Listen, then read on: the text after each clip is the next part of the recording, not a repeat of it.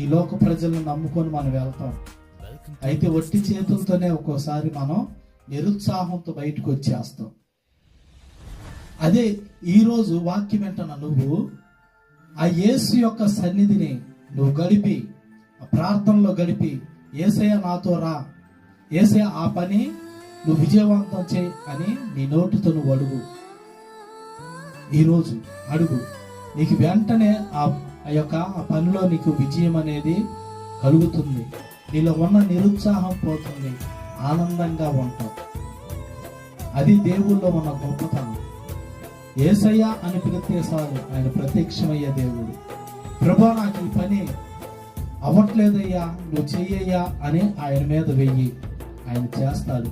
అందుకే భారం వహిస్తున్న సమస్త జనులరా నా యొద్దకు రండి, నేను మీకు విశ్రాంతి కలుగజేస్తానని ఆ దేవుడు వాగ్దానం ఇచ్చి ఉన్నాడు.